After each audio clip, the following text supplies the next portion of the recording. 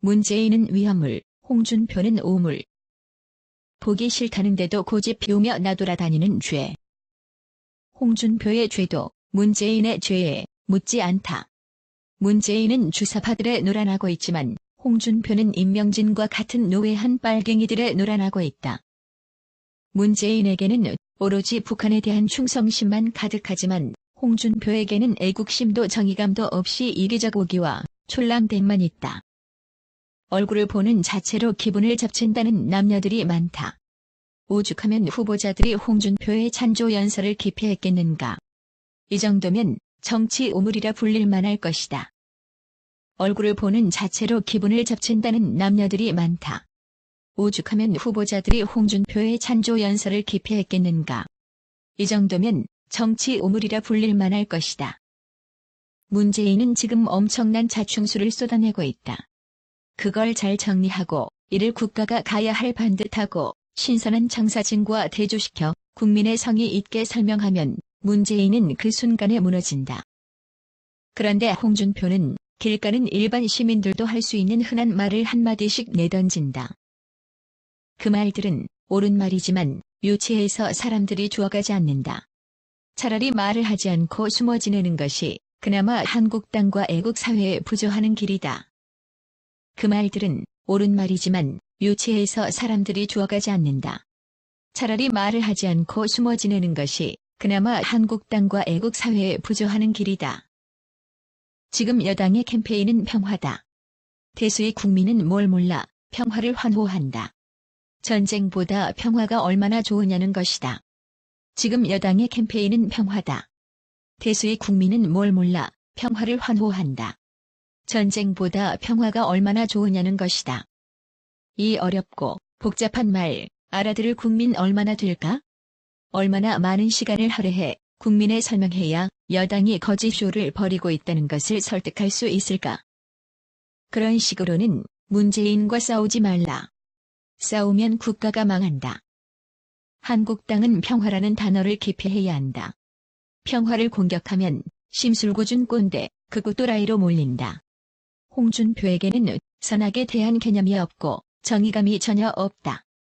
법을 어겨가면서 이명박의 종노릇을 했다고 스스로 밝히지 않았던가.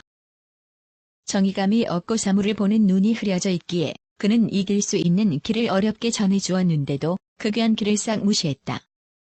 한국당이 내일이라도 이길 수 있는 유일한 길. 한국당의 누군가가 내일이라도 나서서 아래와 같은 문제를 제기하면 이번 선거는 하루아침에 뒤바뀔 수 있다. 1. 5.18 유공자가 5,769명이다. 그런데 누가 유공자인지를 심사하고 선발하는 권한이 대통령에 있지 않고 광주시장에 있다. 광주시장이 유공자를 선발하여 대통령에 토스하면 대통령이 이들에 대한 보상과 예우를 하고 있다. 광주시장이 대통령 위에 군림하는 이 기상천외한 국가행정을 당장 시정하라. 누구라도 여기까지만 호소해도 잠자던 국민들이 들고 일어날 것이다. 2. 광주에서 사망한 사람이 겨우 154명인데 유공자가 5,769명이라는 것이 웬 말인가. 국민의 세금으로 엄청난 보상금과 연금을 받고 10가산점 받고 각종 세금 면제받는 별도의 귀족 세력이 존재한다는 사실이 과연 정당한 것인지 그 명단을 밝혀라. 국민의 세금으로 엄청난 보상금과 연금을 받고 10가산점 받고 각종 세금 면제받는 별도의 귀족 세력이 존재한다는 사실이 과연 정당한 것인지 그 명단을 밝혀라. 3. 5.18은 광주의 이권을 보장하는 지역 역사가 아니라 대한민국 전체의 역사다.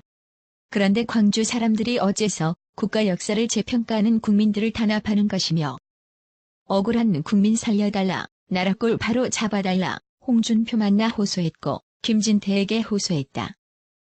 나는 홍준표에게 개별적으로 한국당 앞 진정서를 직접 건네주었다. 5.18 관련 재판들을 무조건 광주로 끌어가는 불법성을 사람 좀 살려주세요 하는 자세로 호소한 한국당 앞 진정서였다. 나는 이 진정서 리을 즉 연거 자료들과 함께 책으로 만들어 홍준표에게도 주었고 한국당 법사위 위원들에게도 주었다. 김진태에게는 인편을 통해 따로 전달했고 전달받는 자리에서 별도 전화까지 통했다. 이들에게 정의감이 있고 국가관이 제대로 있었다면 광주 세력 앞에 이렇게 지레주눅 들어있지는 않았을 것이다. 김진태는 그나마 바른 지적을 잘 해준다는 호평을 들었지만 이제 보니 그는 잔개미만 잡아먹는 잔동물이었다.